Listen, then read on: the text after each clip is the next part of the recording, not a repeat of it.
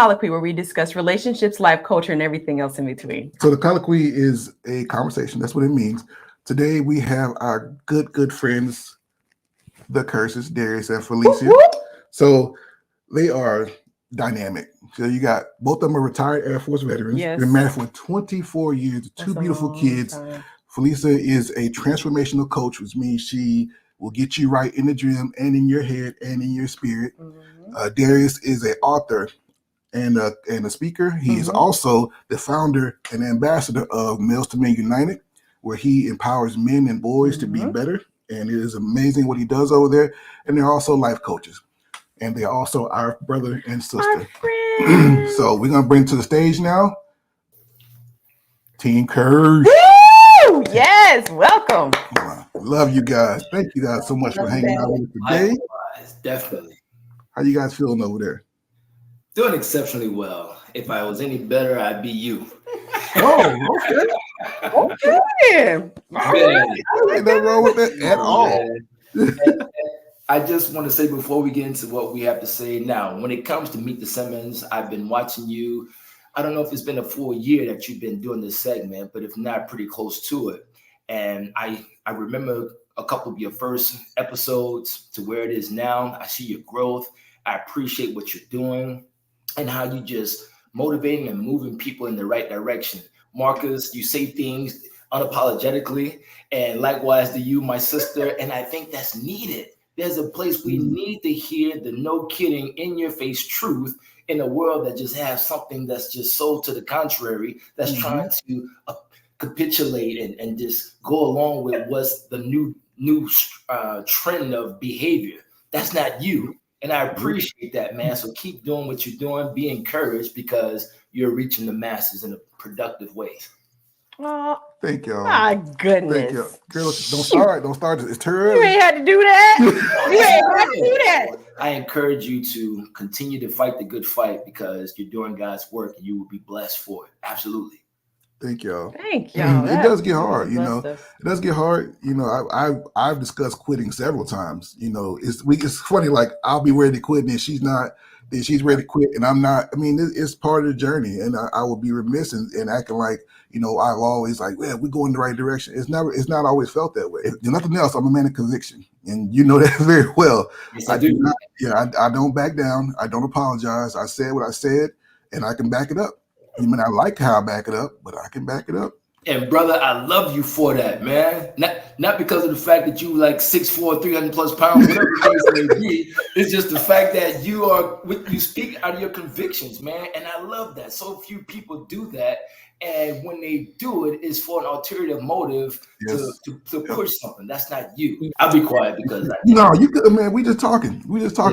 Yeah. We appreciate y'all so much, and just the premise of this whole thing, the colloquy, is just for us to bring up people that we know and love and trust, and really push the conversation. You know, like we talk and everybody hears us. We want people to know that there's people around us that have been similar things, that have different experiences, and it's not just two old people talking on camera. Like we have a really good people that really have been through some things. So with that, I'll let you go ahead and jump in.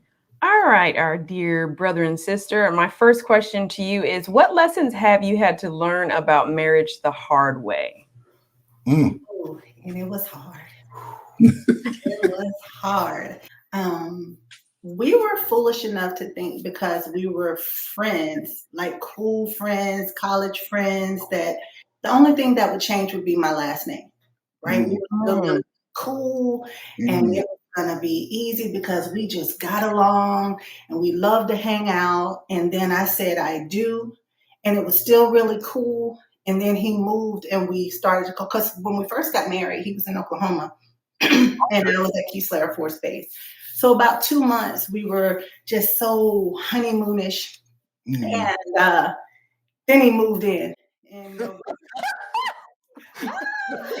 then the things started to happen. Because 2 quick examples. It was an outfit that he bought for me.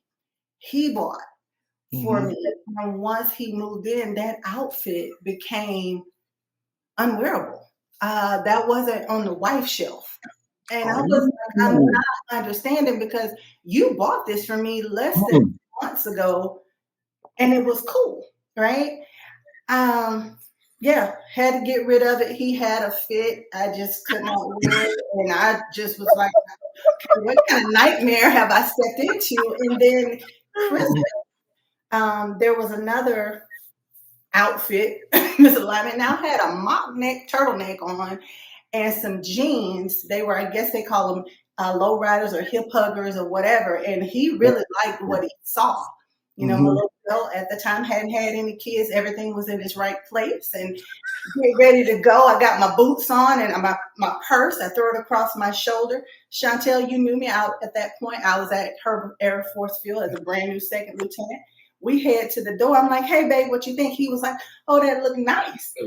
But you're not wearing that. Where you going with that? Where you going? We not leaving. I'm like, who is this dude? Right? And he was like, he was like, it's not you. I just know where we're going and the people we're going to be around, and you can't wear that. And I'm just like, I've never seen this side of him. So that was a little bit of the introduction of the married section of the department store. I asked him verbatim. I was like, where's the wife section? Because I really don't understand. Wow. Let's pause there. Let's pause That's there. Because good. I mean, we've had some discussions on the men's side of this thing about attire. Now, Darius, I'm never gonna lie to you. You can't buy her something and tell her not to wear it, bro. Like, come on. So, what was your thought process behind that? Like, because I know what happened, but I want you to explain to our viewers what happened.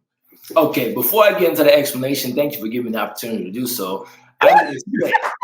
In this interview, you're going to hear a lot of "but God" moments. All right.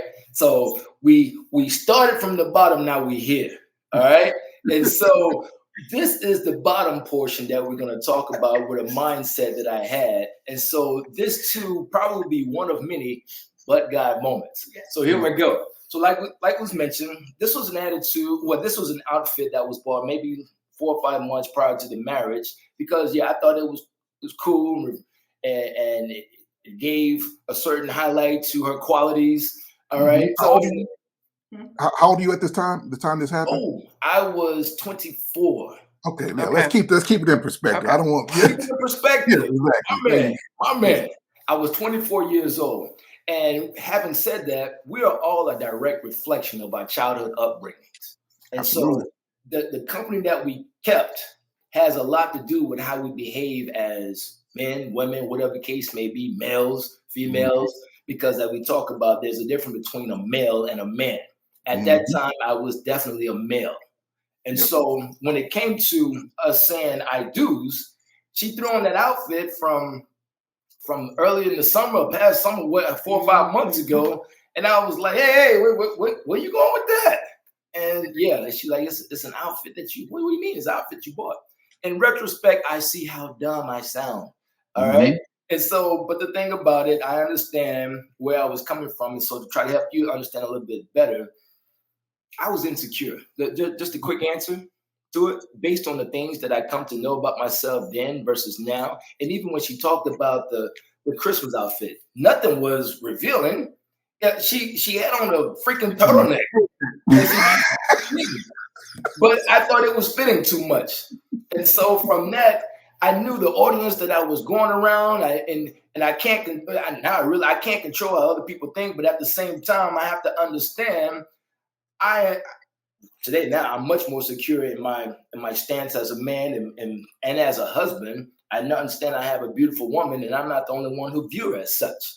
All right. And so from that, back as 24 years old, like, no, if you go around this particular people, this group of people, and they see you in that, they're gonna be, I know how they're thinking. I don't want to have to try to jack nobody up, because here it is. That's crazy. All right, you start looking kind of crazy, and I'm going to talk crazy, and we'll see what happens from that. And so, like, no, to save the trouble, don't even do it. So that's what that is, if that makes sense. Oh, that's cool. 2 things, actually 3, I take from that is that this proves the point that I always tell people: there's wives, and then there's everything else for men. There's a different echelon when you are a wife, and there's a switch in a man's brain when he gives you his last name. He is saying, you are mine. and there's a different, and depending on that man and where he is maturity wise, and how he thinks and what he was taught, he is going to view you differently, and he is going to have a different set of expectations from you than he would from any other woman. And so a lot of times young men may not know how to express that, but it is a thing, right? Say it louder so they can hear you in the balcony. That's absolutely true. Yes. That's exactly what it is. True. So, and when it comes to the clothes thing, we've had this back and forth a lot. I do believe that you should have the, what's the word? I don't want to use authority. I would say the carte blanche to say, hey, sweetie, I don't know if we ready for that yet or whatever. Like I said, she done it to me. Like I tell a story all the time where I had lost like 40, 50 pounds, and I went to the back of my closet and got that T-shirt that I used to wear when I was, like when we met back in the day when I was little, having the cuts. I didn't have the cuts no more. I thought I was back, but I wasn't. You were getting there. And my wife was like, "Hey, sweetie, you ain't you're not ready for that one yet." So there is that part of it, right? There is that part where, like, you may get out of pocket, or you may be a little too short, or maybe a little too tight, but it's got to be. I think it's about trust. It's about the heart, and where you are now. I'm assuming, and I know that it is the same with us. I can tell my wife, "Hey, I don't think that's hitting you in the right places. Let's try something else," and she can do the same for me.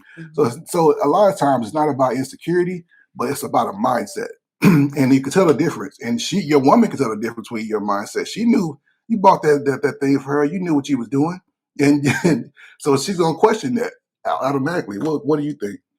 Yeah, I agree. I think sometimes when we are in early stages of our relationship, and like you said, you felt that there was moments of insecurity there. But it's that transition that you make from, like you said, just being a couple or going together or whatever, to actually being husband and wife and actually growing into that. And that is a big maturation process for both people. I know early in our relationship, had you had said certain things to me like, well, I don't want you wearing that, and I don't want you, doing whatever, because I come from such a female dominant background. I'm like, Negro, who are you talking to? And what you mean I can't wear this? And why are you trying to control me? And why are you trying to tell me what to do? So being groomed in that was my place to grow as a wife and say, you know what, as a wife, there's a certain level of modesty that comes with that. There's a certain level of decorum that comes with that. But I had to grow into that. So not just you, it's also us having to grow into that as well. So I could just kind of relate to what both of y'all were saying. I love what my sister just shared, though. She said there's a certain element of modesty that should be considered, as I paraphrase what she said, in that maturation process. And there's a certain element of being set aside as a wife versus your woman. All right. Yeah. A lot could be taken from the title that you're given. And so from that, as a wife, there's certain things to bear in mind. And maybe we'll talk about a little bit later. I come to realize that I don't belong to me in a large perspective, not completely. Hear me when I say that. And so I'm not working to try to please myself in this marriage. I'm working to try to please my wife in this marriage. And likewise should she of me. And so as we fast forward, when we talk about attire, there's things today to where I may think, okay, let me go ahead and do this. And she's like, hey, honey, you might want to reconsider that because of whatever reason. I'm like, oh, okay, thank you. I didn't realize it. Yep. All right. And vice versa. And so it flows so much more smoothly now than it did 24 years ago. Oh, yeah. Absolutely. I used to have a bad habit of wearing flat front khakis back in the day. No. I didn't know, and then I would tuck my shirt in. I was a pretty boy, so I had my little polo shirt on, and I had my flat front khakis on, and my Doc Martens, and I'd be walking around doing my thing. And then one day she was like, "Hey, you can't. You can't do that. It's not for everybody. It's just." I'm reading all between those lines. Especially if you've been blessed. Yeah. So you're inviting looks. Yeah. Yes. We can relate. We can relate. The next question is, what is the best marital advice y'all have been given? Ooh. You want to start this one? I can start with this one. I started those. So, yeah, I'm not a stranger to controversy, so I just go ahead and let it be known when I give this answer. The best advice that I received was leave your family out of it. All right. So when I say that, we're early in our relationship, even in recent times, we have disagreements, and there's a certain way to disagree as a couple. All right, we didn't understand that 24 years ago when we were in our mid-20s, and so it was very common for us to run to someone that we thought that would cheerlead us based on what it is we wanted to do. Mhm. And so, namely, that usually would be family members or close loved ones. Yeah. And so, to make it even worse, it could be single family members, and single friends that we're looking to confide in. As far as, am I making any sense when it comes to my approach to this particular topic in marriage? But we're asking a single person or someone who's already disgruntled in the relationship, and we're trying to get advice from them because we think that they're going to more than likely side with us. Yeah. That's foolish. That's foolish. Absolutely.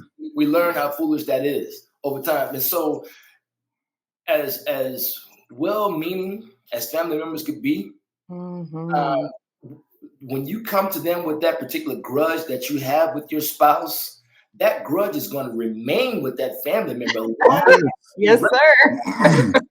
long after we reconcile, we good now and stuff like that. And so, but when we come back around, they still remember what they told and say, "Oh, look at him." Sir. Man, Those are facts. preaching right now. I'm trying to tell you, pass the plate. On Yes. the other side of that, oh, look at her. She thinks she all that way. How she done him like this. Like, what's with the stank eye? All right. Yeah. And so that was something that was mentioned 2 months ago, and they still holding that. Bro. They don't forget. I would venture to say, I would say that probably 70% of our couples that come in for coaching, that's a problem. That's the problem. That is a problem. Going to outside parties, and then we kind of talked about like, well, a proxy war. That's how proxy wars are started.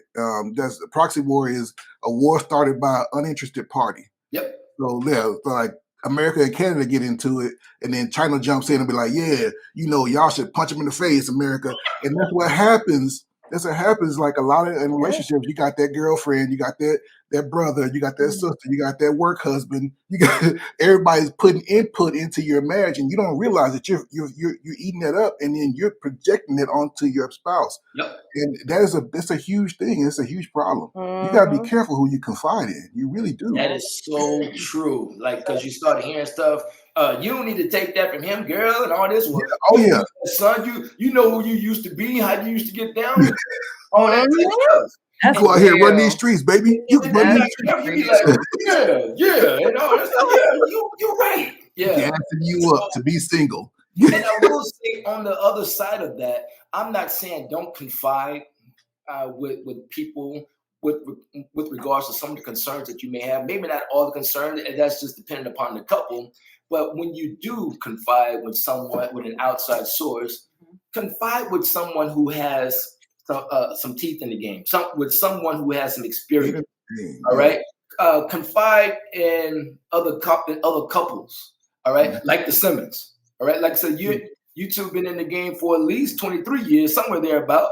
Yeah, and so from that, Marcus, it's been times past I may have bounced some ideas off you based on my level of thinking, and you've been able to give me an objectable answer to where you're not biased in it, and you're like, hey, Darius, you might want to consider this, or Darius, you're wrong in that one. I think you may have done that since I've been here. You called me dumb already, so yeah, that's true. And so that's what I like. I need that. I don't need everybody does. A yes person just to tell me something that I want to hear. Tell me something that's going to make me better as a man, as a husband in this relationship for the long haul. I'm not saying don't reach out to family and friends when it comes to certain things, but you just got to be careful. There's an element of discernment that you need to consider doing so. Well said. Well said. Felicia, so from the female standpoint, because as we all know, women are the more emotional of the two sexes. How would you advise a young lady who is having trouble in her marriage and she wants to reach out to somebody, but she doesn't know who to reach out to? How would you advise her? So from this young female, what I would tell myself, right, is don't go find the person that you think is going to agree with the stance that you want to take, because so often we're looking for agreement instead of someone that's going to hold us accountable, right? I mean, you got to say that again. Boy, you about to tear that YouTube algorithm up. Go ahead. Keep going, sister. Keep going. So we don't need agreement. We need accountability. And it's like he was saying, he comes to you because he knows you're going to keep him accountable, right? Same thing for us. We want someone who's going to soothe that flesh when we should be needing someone who's going to mature our spirit. Yep. Well said. That I is love absolutely that. beautiful. Wow, They're that was gonna powerful. leave that there. I mean, with that, that's enough said. We can end this now. Both of them coming out the gate. My goodness. Ooh. Well, y'all have been on fire so far. So here's the next question. What is the one defining moment that solidified you both as a couple? Oh, wow.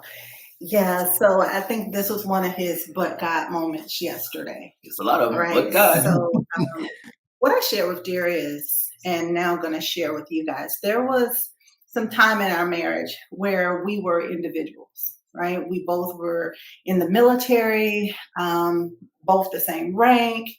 And so I was, like you said, coming from a strong background. It was, I don't need a man, right? I want a man, but I don't need one. And so his money was his money and my money was my money. And we had a collective account that we put in to spend bills and, whatever. But I didn't know how to come to at that point. God bless her. And so for some time we were going through for 6, 7, 8 years, we had this ignorance between us, right? Where we were roommates with the last name, right? Wow.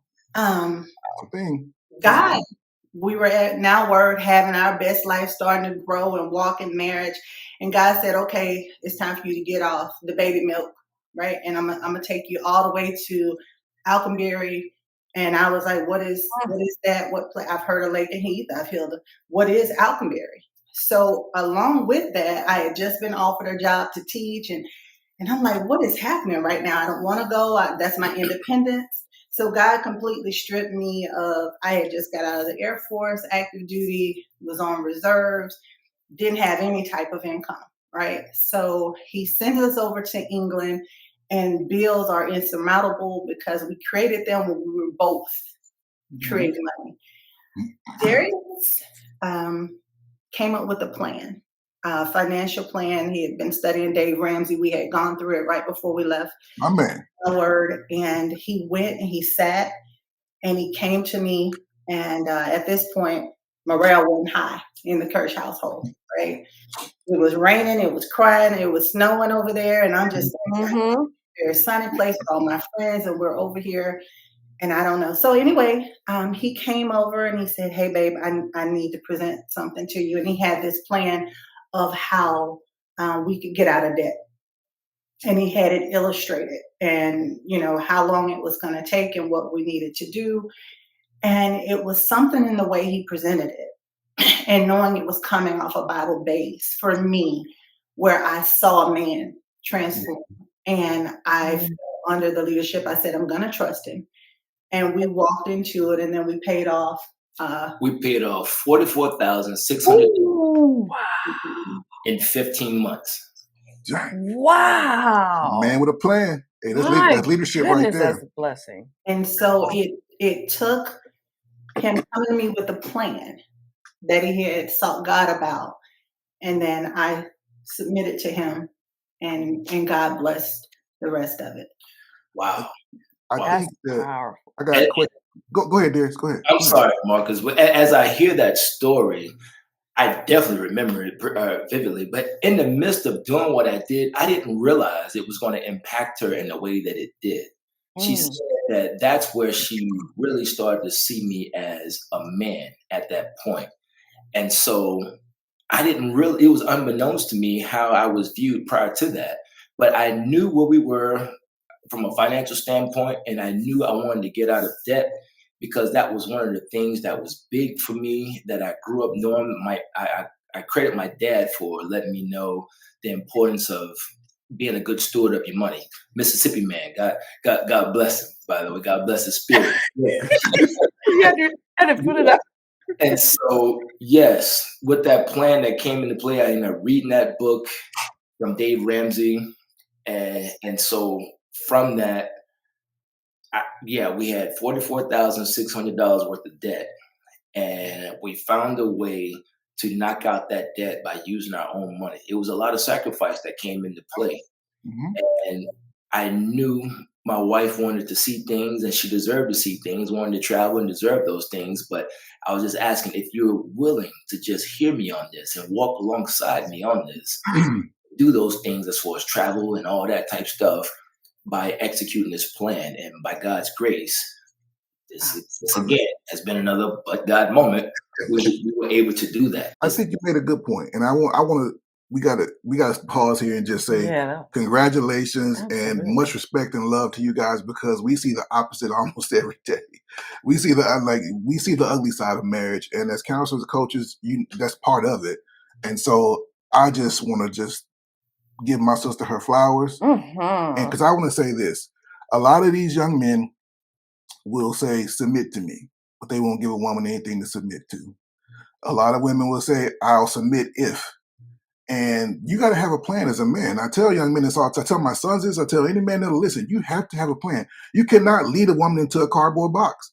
You cannot do that. You have to have a plan. I'm sorry, the game is fixed. It is what it is. As a man, you have to have a plan. And I got married at 22 years old. You got married young, just like I did. I had to become. A man has to become. And I don't think that we give young men that levity. And us older men don't give those young men the game, because we're too busy in our own little world doing our things. And you to get on my level. Well, man, you weren't there at 22. Yeah, think about how long it took you to get there. Man, we got to do better at grabbing these young men and being an example to them and not shaming them. Yes. I hate that part of our society where we just shame young men for being, for lack of a better word, dumb. Like you said, men are dumb. Your brain literally is not done growing at 22. So I just want to applaud you guys for that. And I want to segue here. Perfect segue, Felicia. Thank you, sweetheart. Perfect segue. There's a lot of talk around social media. Now, for us as people in their 40s and pushing 50, social media is just something fun for us. Everything we see on there is kind of like, whatever. But what we fail to realize is that to these younger people, social media is just as real as you and I sitting here talking right now. It's a huge influence. Yes. Huge. So for us to say, people in our generation to say, oh, y'all believe everything y'all hear. They do. Yeah, they do. They absolutely do. And a lot of times people on social media have more influence over your children and over your spouse than you do. Absolutely. Preach. So sad enough, that's the truth. It is. And that's the world we're looking at right now. And we got to be ready for that. So I think it's really important that right now I want to kind of segue into some of these social media talking points. Yeah. And break it down from 50 years of marriage on this screen right here. We're about to have some fun. Let's break this down. Let's do it. So my first question is to my sister, and then Darius, I want you to jump in. Does your submission have a monetary value? You will see on social media a lot of women say, I can't submit to a man making $45,000 a year. He gonna have to bring this and that. He got to bring this and that for me to submit to him, because I got to be secure. I can't be secure with $40,000 coming in the house. So what are your thoughts on that?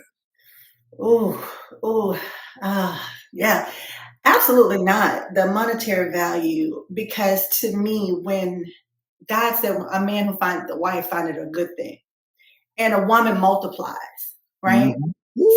If you are that woman that God sent to be his wife, it doesn't matter if he started out at 45,000, because you could bring to him the realization of who he truly is. And that can multiply. So the right woman sitting beside that 45,000, I even say $25,000 man, can make him a millionaire, right? Yeah. Because it's not what you see, is what you believe. Darius will tell you for the longest time, even in our young 20s, I told him what I saw in him.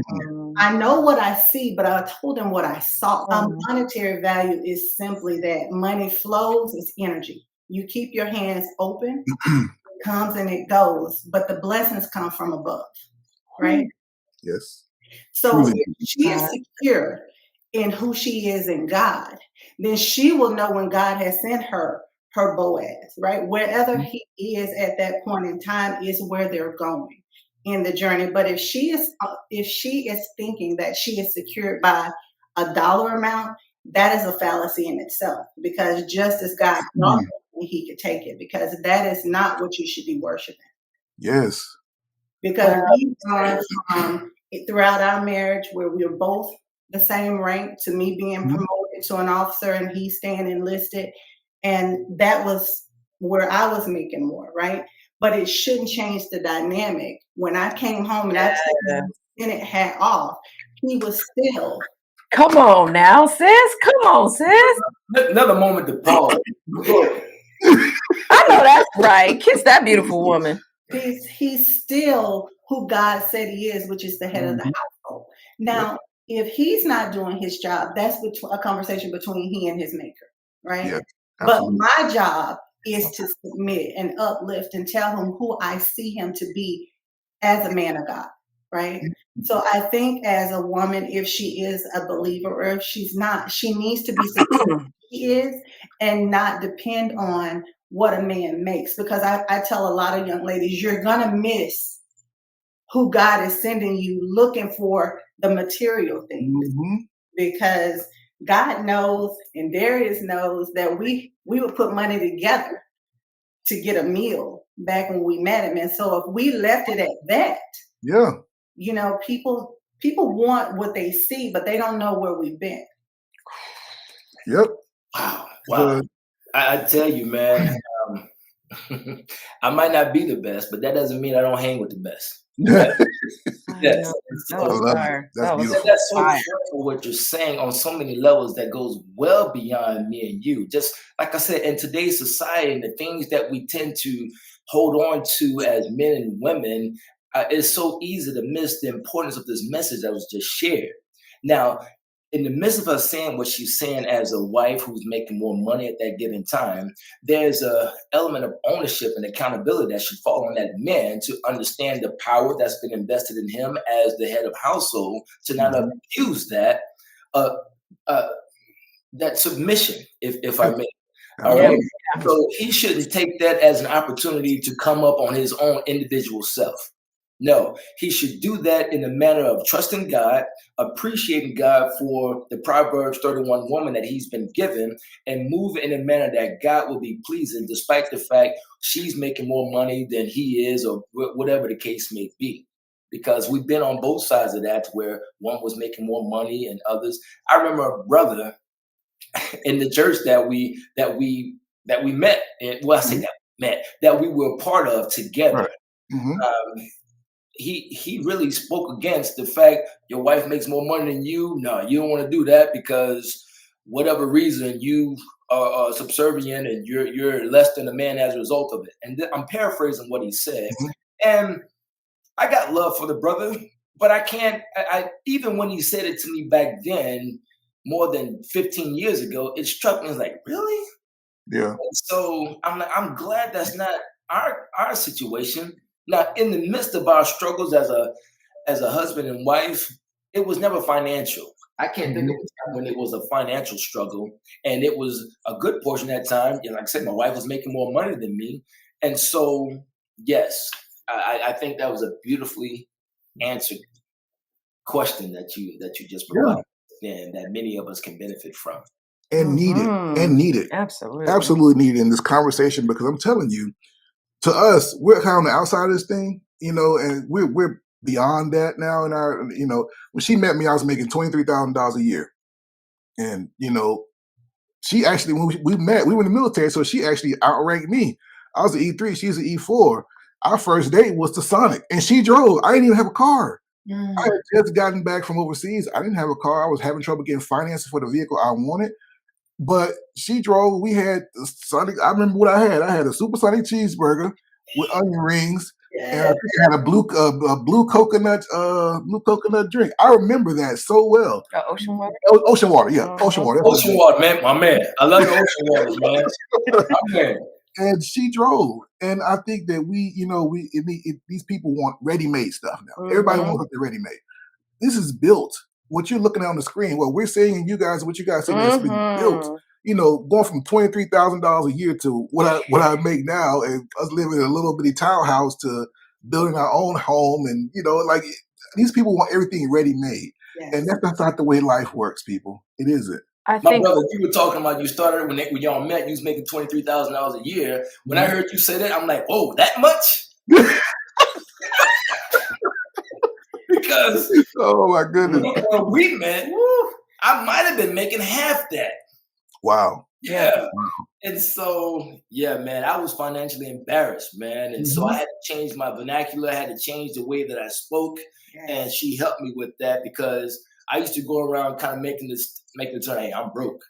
And when it comes to broke, and she let me know, hey, don't keep saying that. That's what a good woman does. Yeah. Man, look, I would not be sitting here before you guys. I would not be a two-time author. I would not be where if it was not for this woman right here sitting beside me. I'm telling you, the man that she married, that young man, had so much potential and he didn't know. And it took me years of wandering through the desert to figure out who I am. And that's why when you say I'm unapologetic about what I say, that wasn't always the case. I had to become. I was, raised in the church, and you always gotta be nice. You gotta be nice. Be a good guy. Don't make waves. Good men make waves, and I love to make waves now. I love it because I know that people are gonna get free. You cannot. Growth and comfort cannot exist in the same place. They can't. I'm with you, brother. On that wave making, I don't even try to make waves a lot of times, and I end up doing it. And so I roll with it because I do it because I know where I'm coming from, and I know who supports me in the midst of those waves that have been made. So absolutely, man. Before we segue off of this question, Fee, one thing I want to say that really stood out to me, and I hope every woman is paying attention to what you said. You really spoke the language of a wife. You talked about how really being on your post is to see the vision in your man, to really speak that so that he can grab onto it and really see it. I know Habakkuk 2:2 says you write the vision, you make it plain, but sometimes as our leaders, they lose that vision with life, with everything pulling on them and all the influences of this world and all the battles that they're fighting.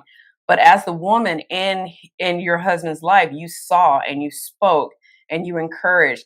And I think for any woman that wants the position of headship in the home, she's off her post, because supporting and encouraging and praying and all the things that a wife does, it is a full-time job, and you got to manage your own crazy.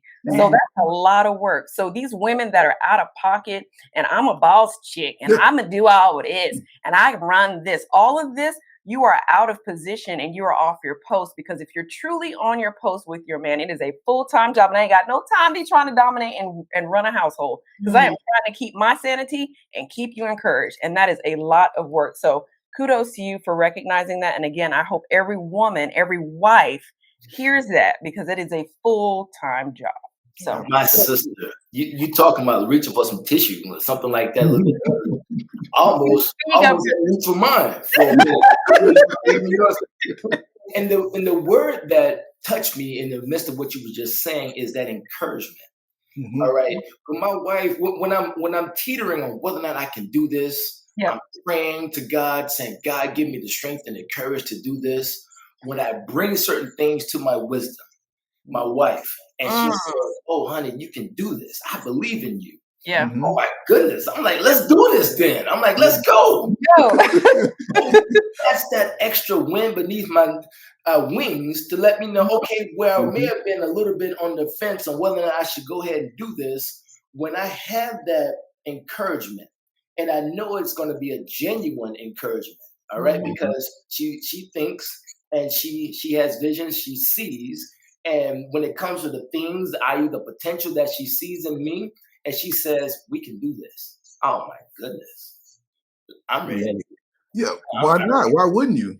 And that's the distinction between woman and wife, because he that finds a wife finds a good thing and obtains favor from the Lord. But if she's not a wife and you can't turn, like you called her wisdom, if you can't turn to wisdom, then why is she there? She's just a pair of thighs. I mean, honestly, and you get to run through. That's what men do. So if you don't find a wife, well, what, like I said, you a Saturday night. Thank you. You can get your stuff and go. But a wife and everything else. That's what it is. That's gold. That's gold.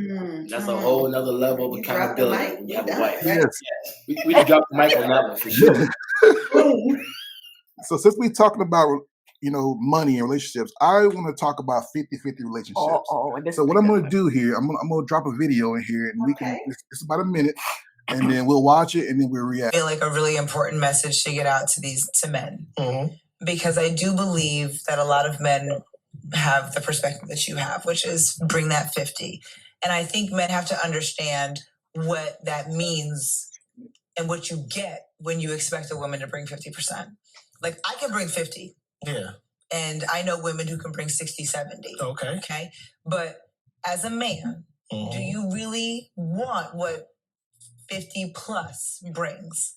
Because 50 plus brings a lot of energy.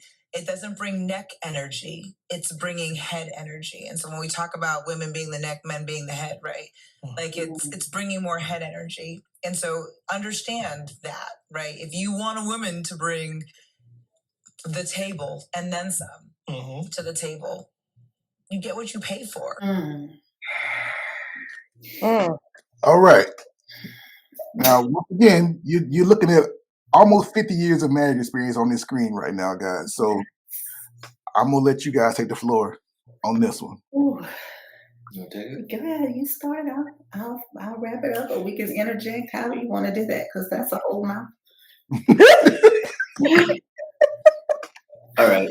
So the thing that gets me when I saw that interview and people who subscribe to certain beliefs, it lets me know that this is another tactic that the enemy is using so that the enemy can quote unquote win.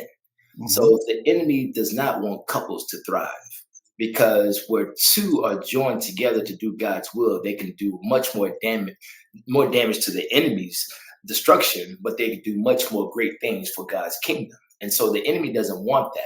And so he brings up various things to create confusion, division, so that that couple can't stay together to do God's will. And so in this society, I know God doesn't fail, but I just feel like so many people are falling for the banana in the tailpipe, so to speak. And Showing your age. Yeah, I'm showing my age, right?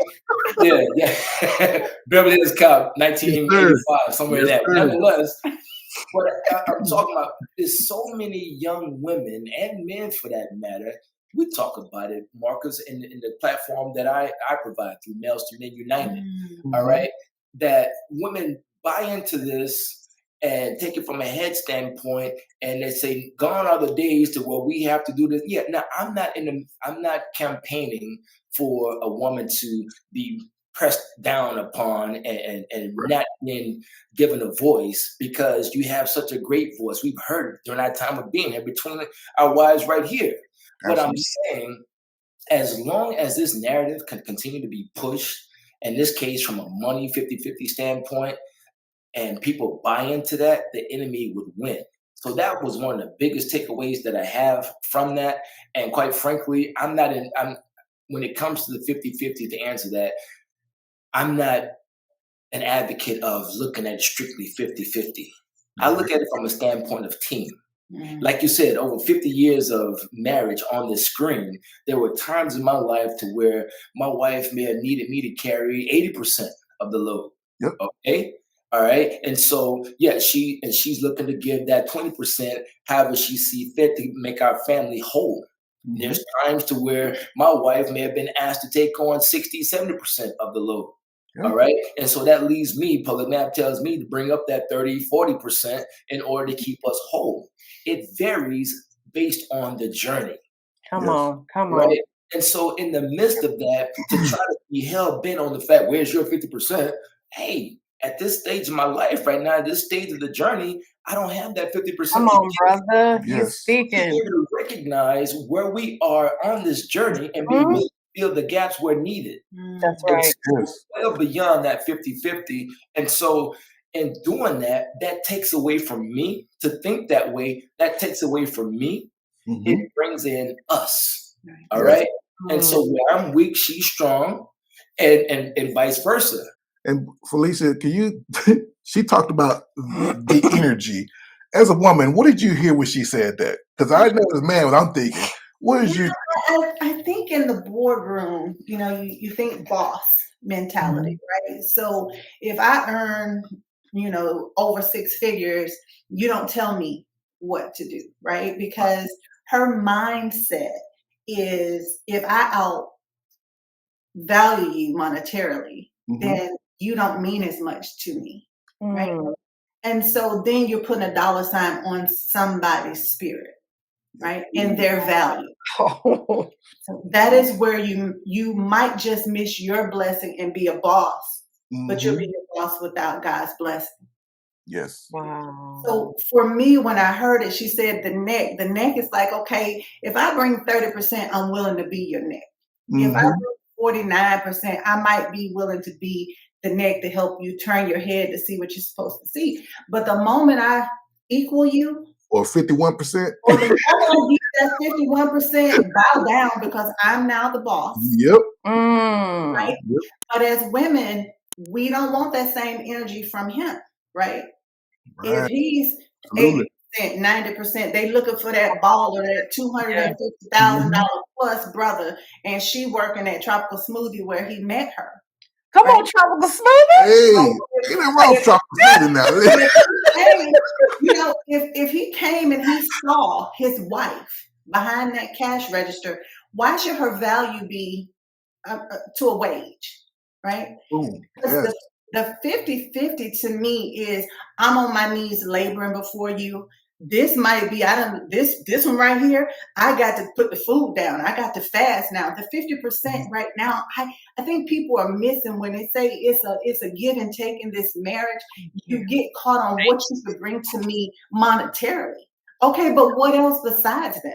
Right? What else do you have to offer? Because if this brother here, God blesses him to become a multi-million-dollar man, you don't get to disrespect me because your monetary value went. Come on now. Yes. Come on now. That's the other side. Yes. It's Roman, and God has said none of this is mine, right? So if I realize who the owner of these blessings become, then I don't put anything in myself because yet we are filthy rags, correct? Yes. So if I put my value in 51, 52, 53, and I get to become disrespectful, I can't bless up because now my energy is something that can't be used. Yeah. I tell you, this woman did not become my wife by accident because I love the way that she's sharing what she shared. And hearing her response and the young lady from the clip that you shared, it lets me know who are you serving? Yeah. All right. It's not like she's serving that 60, 70% as opposed to serving God. All right. Because it could be taken away. Yeah. In a moment when he takes you, we'll talk about it, right? We talk about foreshaping, which, you know, I'm Roman, I'm CGO of the year and blah, blah, blah, and all these blessings of God. But then I had that little one, and military was, it was 16, 17 hours. I'm crying. I'm putting my baby in daycare. It's open. You know, Dante at the time, he's picking him up. Devin is asleep by the time I get home from serving my country. And I began to cry out. And I'm like, this person that I've given life to, and I say is the most important, I'm not seeing. Now the money was there. The money was. But she wasn't. I wasn't. Here you go. Yeah. And at the time, you know, we're combating, oh, you're an officer, he's an enlisted. How does that work out? How'd you guys get together? But I was never, and I'm never caught up in my title. You know, people will tell you now, unless I say it, you won't know about my career. You don't know about my degree. But it's not about our accolades. It's not about our earning potential. It's about whether these spirits together. I told them, where I understand now is my job in this marriage is to help fuel his spirit to complete his journey. That's what a helpmate is. Man. Right? Man. Very good. Very good. Powerful. Yeah. And to that, I think that when we have these conversations and when you see what in the era we were raised in, you hear a lot of that kind of talk about, you know, lording over somebody because you got money from the male side. But I will tell you unequivocally, the couples that we've dealt with that deal with this, it's the woman. It's 9 times out of 10. See, men, I think we inherently are set to provide mode, set to protect mode. We're set to that mode. Now the world can come along and jack us up, but that's kind of how men are born. Protect, provide. You watch little boys, they go to war, they want to fight, they want to protect, and they want to, you know, save the maiden. That's who we are. But now, because we put women in this thing, and I blame it on feminism, third wave feminism. And so now we've put women in the place of men, and it's killing them. It's literally breaking their bodies. Yeah. And a lot of women are looking for a way out, and their way out is to marry a man of means. What they don't realize is that when you marry a man of means, there are requirements that come along with it. And today's woman is ill-equipped to meet those requirements because she's not raised to be a wife. She's raised to be a man. Yes. So that ain't gonna work. That energy ain't gonna work. Yeah. And Darius, Not work. about 10, 15 years ago, maybe 20 years ago, me and Darius get into a disagreement. Either one or two things are gonna happen. Either we're gonna fight or one of us is gonna back down. That's what's gonna happen.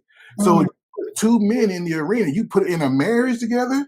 Yeah. What do you think's You're gonna asking happen? for You it. asking that energy she's talking about, that's masculine energy that she's talking about. And that ain't gonna work. Because my wife has a way of speaking to me and getting through to me like nobody else. But I think, Marcus, to add to what you just said, it's masculine energy that we weren't created to carry.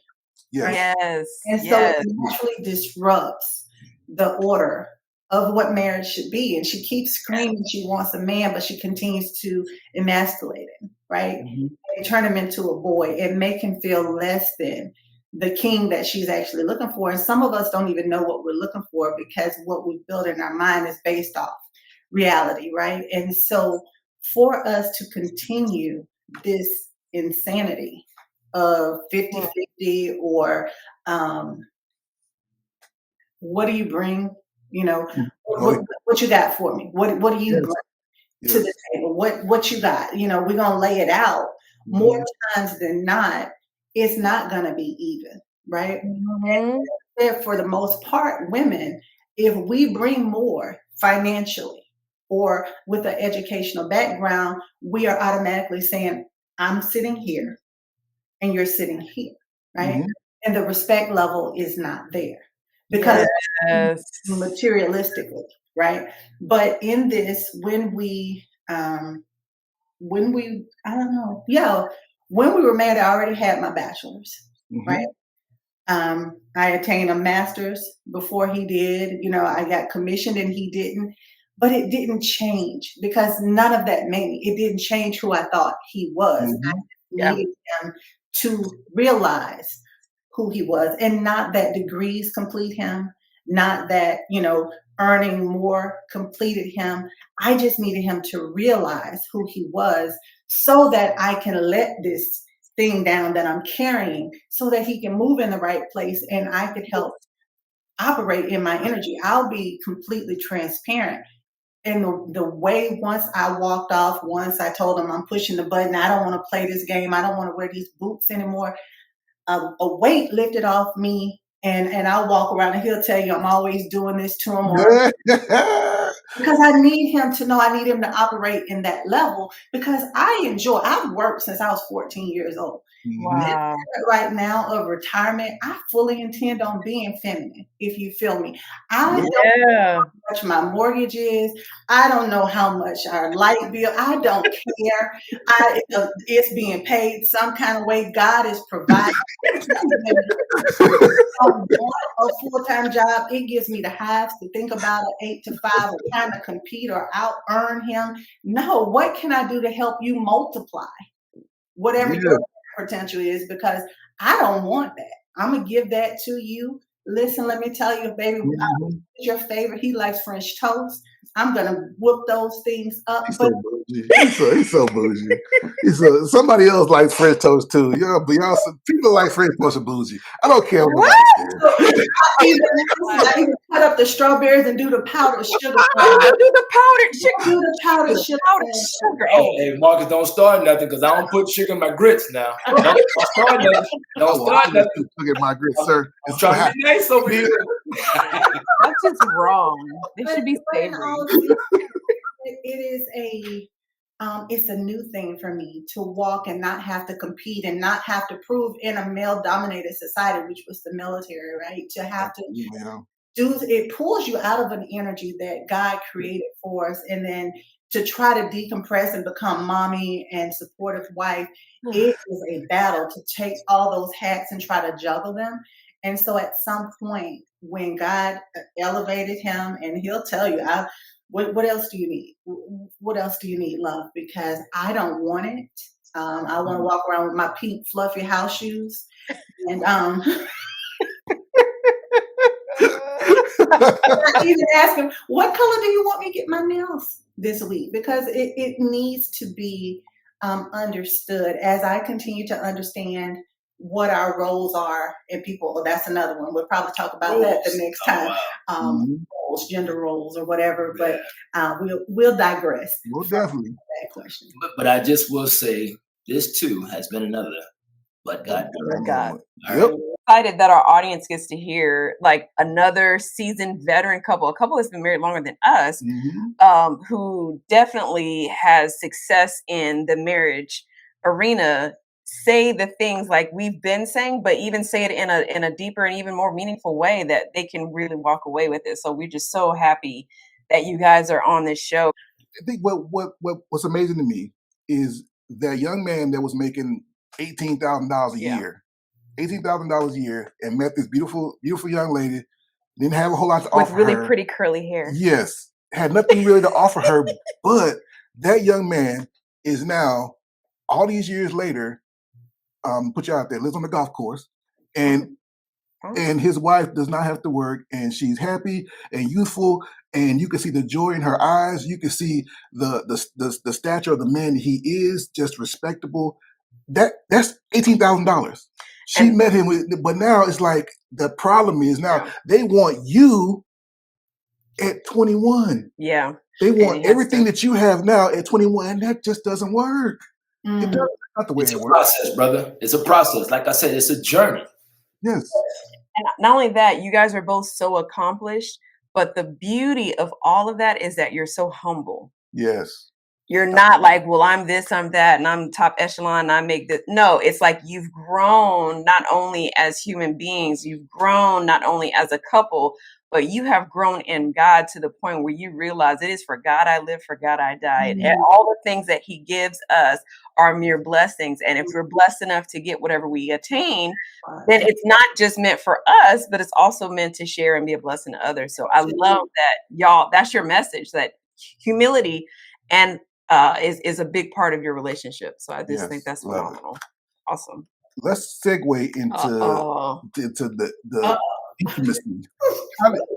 And intimacy is not just the act of making love, but it's a lead up to it, right? Hey, I'm with it. Yeah, I got zero problem with it. Hey, we got a date tonight. Anyway.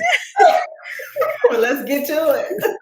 After all these years, how do you guys cultivate intimacy in your relationship? How do you keep the fire going? Ooh. Who's taking that one first? Well, we'll see. All right, so I'll take on that. Yeah, she grabbed the hair. Man, it comes down to one word, if it's a word, intentionality. All right, I have to be intentional. Sure. Yes, my word that I'm using. You have to be intentional, and so. Like I said, 25 years or 24 years, this year makes 25 years of marriage. Wow. All right. Being in the game, she's not the same person today as she was 25 years ago. For that matter, neither am I. And so from that, on this journey that we're on, I need to find out who's the new you as I become the new me. And from that, when it comes to, from a spiritual standpoint, oh man, this is crazy. You might have to cut this one out. From a spiritual standpoint, God dwells in each of us. We can agree to that, right? Yes, sir. All right. And so from that, she appreciates the God in me. And from that, she likes to have me in her as God would have it be. Okay. That's a good point, brother. We cut this out. Well, I'll stop there. That was good. Don't be shy now. I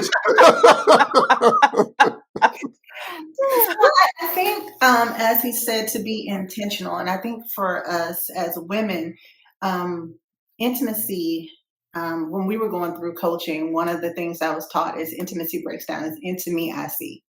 Right. And so for the first thing, you have to begin to know yourself and what it is you want. And then you have to effectively listen to what your partner needs. Because I can give him what I want for me and it's not filling his cup. And so Darius, and I dare to say a lot of men, the biggest thing for him is respect. Right. And I think the more that he feels the respect from me, the closer to me he feels. Yes. And so Yes. I constantly seek clarity from him. And we have team meetings. So how am I doing? Like, we Yeah. used to do feedback. Like, how am I doing? That's right. That's awesome. Big thing that I struggle with is, we ready, as counselors, you guys know, you have to listen to what the person says, not ready to respond. And so for me, my sweetie can talk, and you guys know that he can go. And so a lot of times I'm like, woo, I need to say something, right? I need, and I will interject. And that part frustrates him. And then he begins to shut down, and it creates a whole nother world, right? Add clarity is what are we referring to when we said what we're talking about? In the midst of when we have one of those heated fellowships? Yeah, when we have a heated fellowship. But it doesn't even have to necessarily start off as heated. It becomes heated because he gets cut off because he's talking. In my mind, I'm like, okay, you didn't pause so I can give you my response. And so it comes down to when we're not in the fellowship and having just our staff meeting and saying, hey, could we raise a pen, or could I drop a pen on the table when I feel like, hey, I need to say something, because it's going to be rude for me to start writing down notes, because now I feel like I'm no longer listening to you because I'm writing down my response to something I heard you say. And so for our intimacy, I think Darius and I, we've had some times in our marriage, right? But it wasn't until we sat down and had those true, hurtful, I need to step away, communicative type conversations that I believe the true intimacy began to. So I think honesty and open and respectful conversation for me drew me to him, because it's like, okay, this isn't comfortable, but it's necessary for growth. And that's good. Yeah, before you can, like you said, Chantel, be more than a pair of thighs or some nice pecs or whatever, before it becomes the physical, for me, it has to be emotional. Absolutely. And if there are things that are lingering between us, if there's some kind of resentment, then it's not going to come together the way God intended. It's going to become a physical or what I call primal. And I don't need you to get me to the end result. I really, really enjoy the process, the journey, the bonding. And if I can't enjoy that with you, I'd rather not. And so I want to walk it back to where it is that's stopping us from having the intimacy while we're sitting by each other or while we're walking with one another. Then we could talk about what happens later. Awesome. That's a beautiful response from both of you. I have a question for you guys as fellow life coaches. What is your advice to a young couple or a newlywed, and they may not be chronologically young, but a new couple trying to develop their relationship together?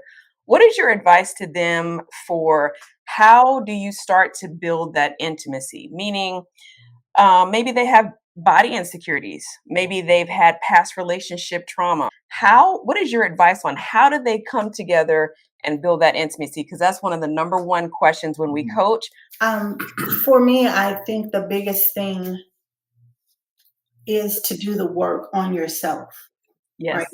You have to find out what that is, if it's the body, you have to do the work to become a whole person before you can project the responsibility of your security or your happiness, as we say, on your partner. That is a weight or a responsibility that is not theirs. That is only between you and your creator on what it is, and you have to go to him. And you will manifest problems that aren't there in this new relationship because of scars from the other. Oh, yes, ma'am. Things that you have to do is I would even recommend before you got married to try to do the healing. But if you did not, if you rushed into that marriage, or if you really thought like we thought, hey, we're good. All we need is this legal change of document. Yeah. Yeah.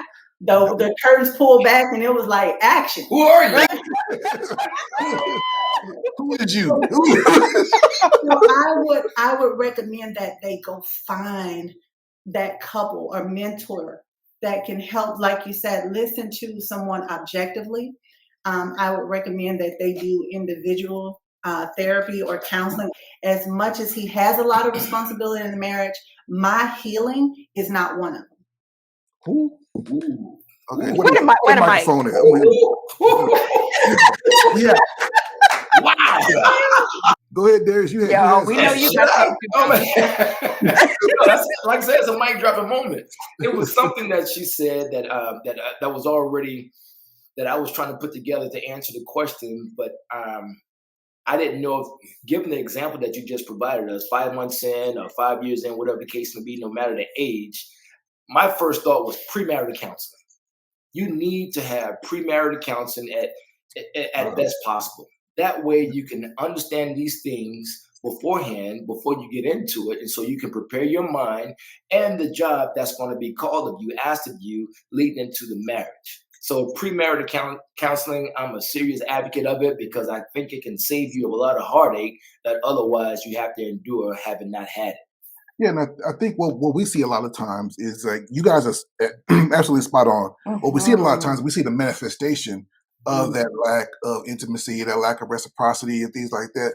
But it comes out in different ways. Yep. He doesn't help me with the kids. He doesn't help me around the house enough. She doesn't touch me. She doesn't tell me she appreciates me. All those things are signs of a lack of intimacy and a lack of connection to one another, and that lack of servanthood towards one another. It's about me, I. I'm not getting this. I feel this way. I always tell people, when you get married, you give it to me for we. That's it. It's no longer a me. I'm all about making sure she has what she needs, and that reciprocity, that cycle of giving. But it's never going to be 50-50. It's never going to be. You're never going to get 100% of your needs met in a marriage, and at any moment it could drop off. If we, God forbid, go to the doctor today and one of us gets a bad diagnosis, our lives change, right? I can no longer give her everything. The intimacy may drop off because I'm sick. Our finances may drop off because I'm sick. And I think people come to this thing with this idea of what marriage is because most of them haven't seen it. Right. Especially if you look like us, seeing a good, solid marriage. It's hard. You're building it while you fly it, and you're trying to figure this thing out. And a lot of people don't. They run out of gas, man. I'm tired. I'm sick of trying. He don't care. She don't care. And they step outside of it, and then they figure out very quickly there ain't nothing out there. And then you left a good man or a good woman. All you need to do is make some tweaks, and here we are. Now you come to us and like fix this mess. Well, shoot, y'all should have taken us like 10 years ago, or 2 years ago, or 2 months ago. This is irreparable now because you've done this, and this person is not willing to come back to the table. And to your point that you said earlier, when couples are coming to us like that, saying, "Okay, this is the mess we have, now fix it." The point that we always take them to is we can't fix this until you start fixing this. Like this is where you start. And they don't want that. They want a quick, like you go to a doctor, what pill can I take to lose weight? Well, how about you clean your diet up, move your body around? No. Just a quick pill. Give me some whatever pill. Quick. Yeah. But it's always you going to, it starts with you going to God and you working on yourself. And like you also said, your healing journey is yours and yours alone. That is not the responsibility of your partner. And that's what a lot of people are doing. They're basing I want you to make me happy. I want you to make me whole. And whoa. That's not what I signed up for. And nor am I able to do that. So I love the points that y'all definitely made. That was beautiful. We're coming to the end now. Yeah, we are. I want to give you guys this last few minutes to kind of talk about. Darius, you've written a book, Inside the Minds of Men, written for women, confirmed by men. And also, when you get girls to plug Males to Men United and feed your transformational work, you guys got the floor. Oh, wow. Like you just mentioned, Marcus, man, before I even get into what it is that you just asked, my sisters, this is nothing short of anything that I expected.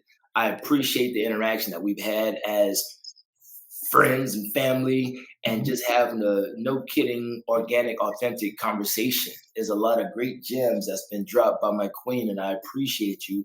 And for anything that I may have said that you may have found a benefit, to God I give the glory. All right. And so when it comes to reaching me, yes, I wrote a book called Inside the Minds of Men, written for women, confirmed by men. It was published in 2011. And a lot of people been getting on me about when the next book coming out. There's the next book coming I out. always want more, man. They never enough. I'm with you on that, man. And so stay tuned. I'll just say stay tuned. And I have something in mind I kind of mentioned already. Maybe I said it during this recording, but I feel really convicted in speaking from a personal standpoint and also from things that I've observed during this realm of social media and the things that's been taking over it, that men are dumb and women are crazy. Mhm. All right. So that's my take, and I look back on that at the time.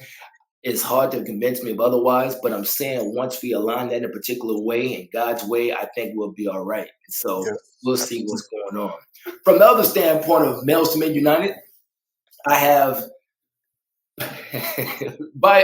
bi-monthly session, but basically a week, twice a week amongst men, and I'm honored to have Marcus be one of those men that we meet. I call ourselves the significant seven. It's usually a good seven of us that meet on a consistent basis. Now, at times there are more given the schedule of the men that are involved. So now it used to be to where I just throw out a link for any man who wants to come in and hear what's being said to do so. I've kind of changed it up since. So now I move from a standpoint to where we have topics that we discuss, very similar to the things that we talk about during this session that are very pertinent and relevant in today's times, that these distinguished men give their opinion, give their perspective on those said topics, to include myself. And then I look to post segments of those